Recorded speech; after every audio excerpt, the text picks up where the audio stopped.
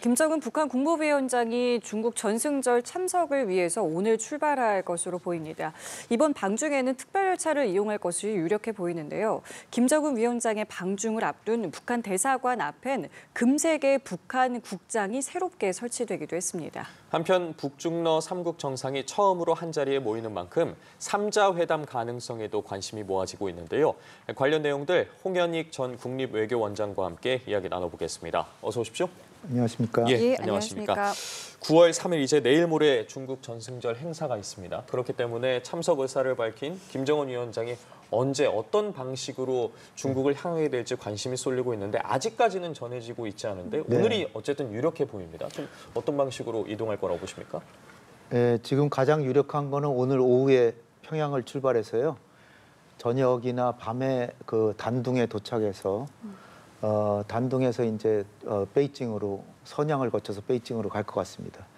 그래서 아마 밤에 중국을 가로질러 가지고 이제 그 베이징에 내일 새벽이나 뭐 도착할 것 같은데요. 그 왜 그렇게 보냐면은 지금 단둥에서 베이징 가는 기차가 하루에 3편 있는데 오전 일찍 하고 오후 1시경에 출발하는 기차는 표가 예약이 되는데 저녁 기차는 다 취소했답니다. 그러니까 저녁에 단둥에서 김정은의 특별 열차가 이제 단둥에서 베이징으로 갈 가능성이 매우 크다고 보고요. 저쪽에서 베이징에서 이쪽으로 오는 것도 마찬가지로 오늘 밤하고 내일 새벽 사이에는 기차가 안 가게 그렇게 배려를 한 걸로 봐서 거의 틀림없이 오늘 밤에 단둥에 도착하지 않을까 이렇게 보이고요. 그래서 그 단둥에 있는 그 압록강 대교 철교가 보이는 큰 호텔이 있거든요. 그 호텔에 거기서 자칫하면은 그 경호 사고가 날 수 있으니까 외국인들 예약을 안 받고 있다고 합니다.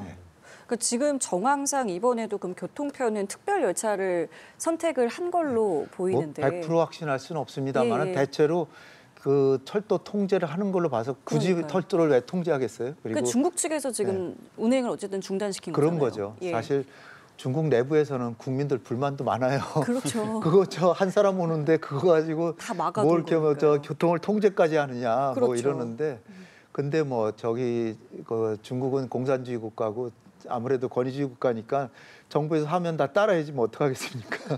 그렇기 때문에 열차를 선택한 그럼 이유가 있을 거 아니에요? 뭐 열차를 더 선호하는 이유랄까요? 지난 2018년, 19년에 김정은이 중국을 4번 갔습니다. 4번 갔는데 한 번은 다롄이고 3번은 이제 베이징인데 4번 중에 2번은 기차를 타고 갔고 2번은 비행기 타기도 했어요. 참매 1호라고.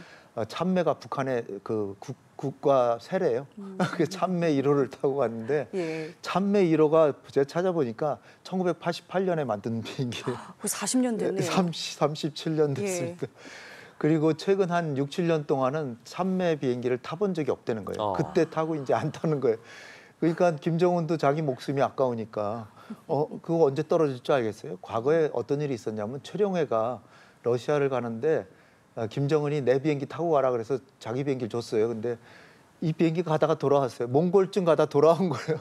왜 아무래도 모스크바까지 못 가겠다 싶어가지고 그런 적도 있기 때문에 아마 새 비행기를 전용기를 도입하지 않는 이상 김정은은 기차를 타고 가지 않을까 이렇게 생각되고요. 그런데 뭐 여기도 이제 이 기차가 이제 보통 기차가 아니고 집무실뿐 아니라 뭐 의료실도 있고 바닥은 대리석으로 깔려 있고 또 방탄에다가 적외선 흡수 코팅으로 레이더에서도 잘 파악이 안 되고 뭐 그러다 호위대가 사용하는 차량까지 다 싣고 다닌답니다. 그런데 2004년 4월에 김정은의 아버지 김정일이 중국에서 돌아오는데 평안북도 용천역이라는 데가 있어요. 용천역을 김정은의 전용 열차가 통과한 지 15분 뒤에 어마어마한 폭발 사고가 있었습니다. 용천역 폭발 사고라고 사실 유명한 건데요. 그래서 김정일은 자기를 암살하려고 그랬던 거다 이렇게 생각을 하고 있어서 그러니까 더 철통같이 저거 지금 김정은의 전용 열차는 철도에 폭탄이 이렇게 터져도 그 차량은 그러니까 김정은은 다치지 않을 정도로 충격을 다 흡수할 수 있을 정도인가요? 엄청난 장갑차 기능을 갖고 있어서 그래서 빨리 가질 못하는 거예요. 그렇군요. 시속 50km도 못 간답니다. 그러니까 단둥에서 베이징까지 가는 기차가 급행 열차는 4시간이면 가는데 저 기차는 아마 7시간, 8시간 최소한 가요. 그래서 이제 어쨌든 최대한 안전한 겉으로는 이제 멋있어 보이지만 예. 저게 되게 느리고 좀 그러니까요. 불편하죠. 네, 최대한 안전한 방식으로 특별 열차를 택할 것으로 보이는데 앞서 언급해 주신 것처럼 김정은 위원장이 지금까지 4번 중국을 방문을 했습니다. 그중에 한 번을 제외하고는 모두 부인 리설주와 함께 했는데 이번에 그렇다면 리설주와 동행을 하게 되는 건지 아니면 최근에 좀 활동 반경을 넓히고 있는 딸 주애와 함께하는 건지도 좀 관심이 쏠리고 있습니다. 글쎄 이건 좀 두고 봐야 되겠는데 과거의 사례 리설 딸 주애가 만약 후계자라면 네. 그리고 김정은이 겉보기엔 멀쩡하지만 건강이 안 좋다면 데려갈 수도 있다라는 생각은 들어요. 왜냐하면은 김일성도 김정일을 후계자로 지명하기 전에 중국 갈 때 김정일을 데리고 다녔고, 그다음에 김정일도 역시 김정은이 어렸지만 김정일 죽기 1년 전에 지린성 장춘을 갔는데 거기 후진타오 주석을 만나러 갔습니다.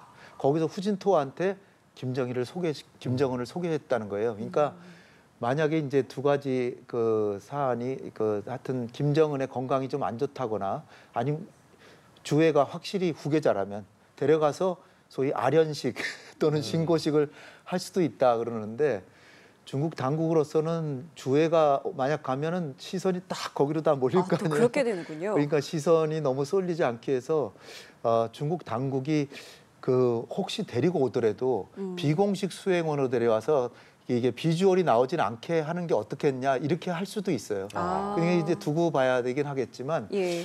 아무래도 리설주를 데려갈 가능성이 크긴 한데 그런데 이제 건강이 자기가 안 좋다거나 이 자기 후계 구축을 서두른다면 데려갈 수도 있다라고 봅니다. 알겠습니다. 이 부분은 저희가 좀 눈여겨볼 네. 대목인 것 같고 아까 말씀을 드렸습니다마는 지금 중국 철도공사에서도 그 차량 이제 통행, 철도 통행에 대해서 이제 잠정 중단한 부분도 있고 저희가 앞서 말씀드린 것처럼 주중 북한 대사관에 금세 국장을 설치했다던가 아니면 검문 검색을 강화한다던가 이런 부분도 지금 김정은 위원장이 이제 방중 때문에 지금 중국 측에서 좀 이런 부분들을 좀 높이고 있다 이렇게 보면 되겠습니까?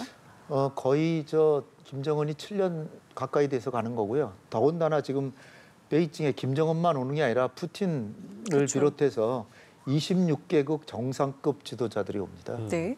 그 정상들이 한두 명이 아니라 20명이 넘게 오니까 검문 검색 강화할 수밖에 없고요. 그래서 천안문 광장을 통제하고 베이징역 승하차 시에는 소지품 검사도 하고 그래서 하여튼 철저하게 이제 보안에 이제 신경을 쓰는 거죠. 그리고 김정은 혼자만 가도 경호가 심한데 이렇게 20개, 20여 개국의 정상들이 가니까 경호를 더 심하게 하는 게 아닌가.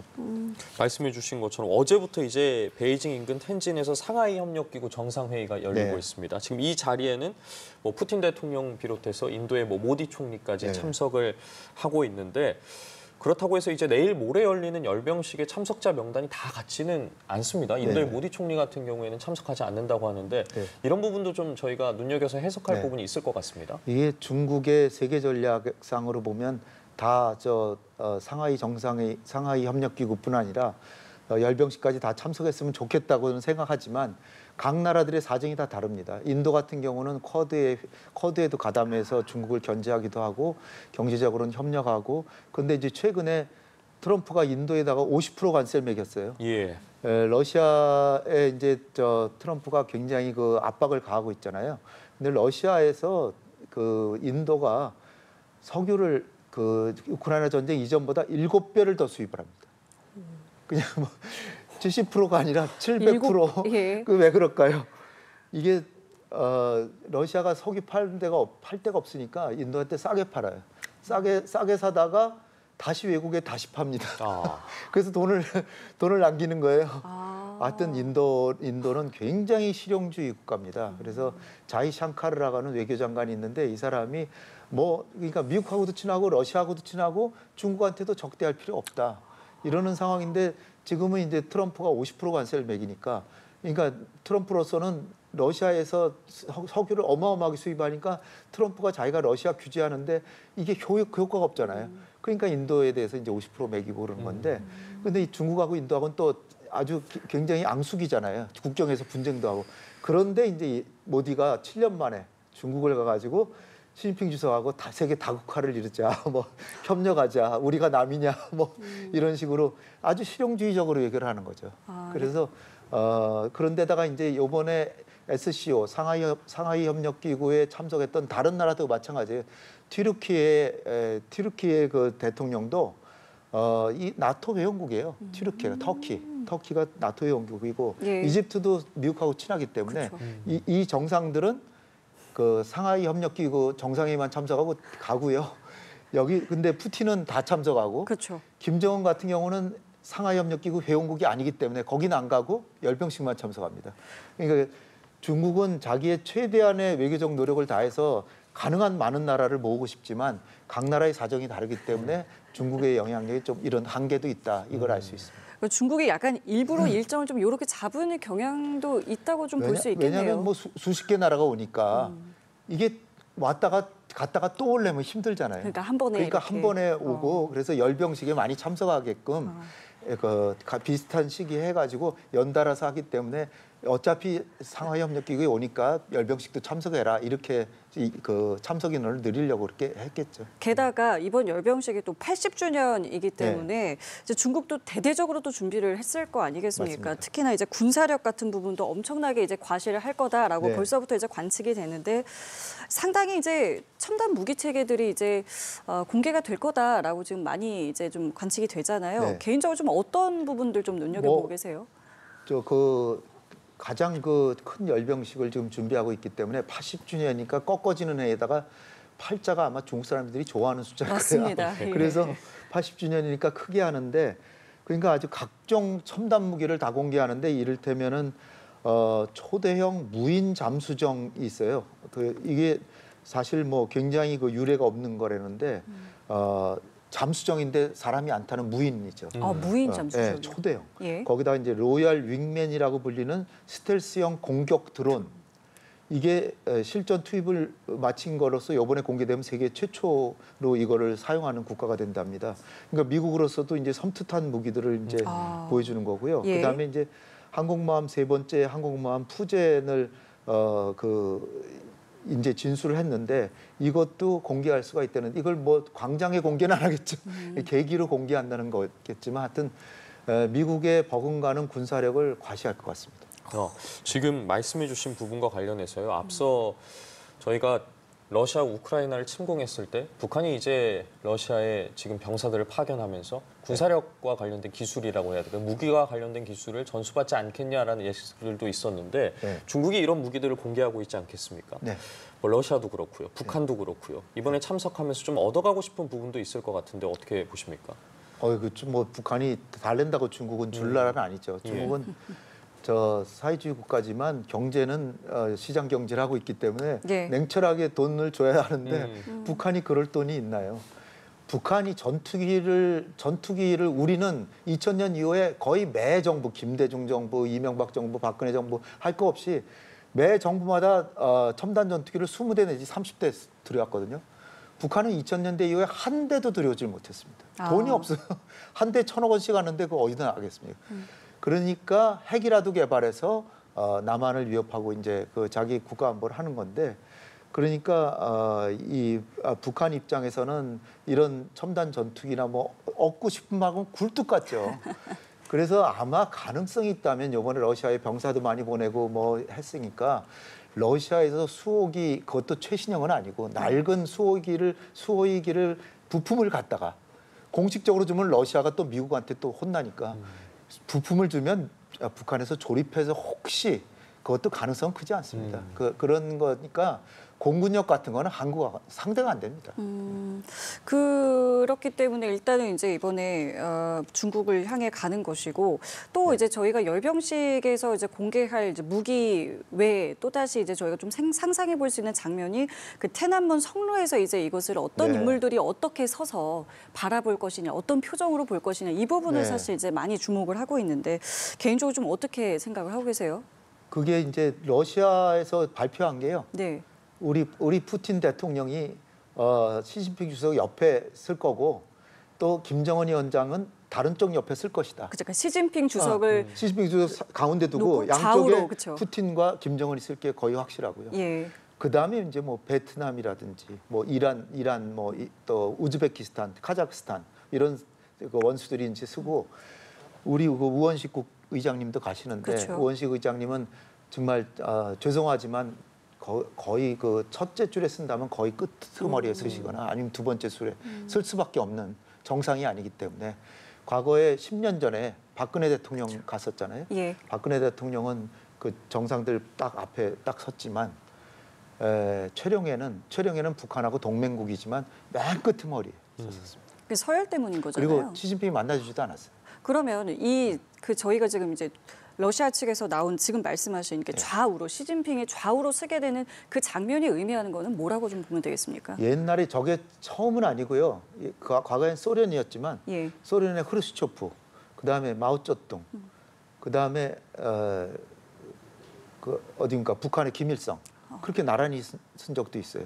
근데 김일성이 바로 옆에 쓴 적도 있고 김일성이 좀 떨어져서 주은래가 더 끼고 호지명 예. 당시에 호지명 있고 주은래 있고 그다음에 김일성 쓰고 그런 적이 있습니다. 그러니까 이게 처음은 아니에요. 근데 그때는 소련이었고 지금 러시아니까 러시아 되고 나서는 처음인 거죠.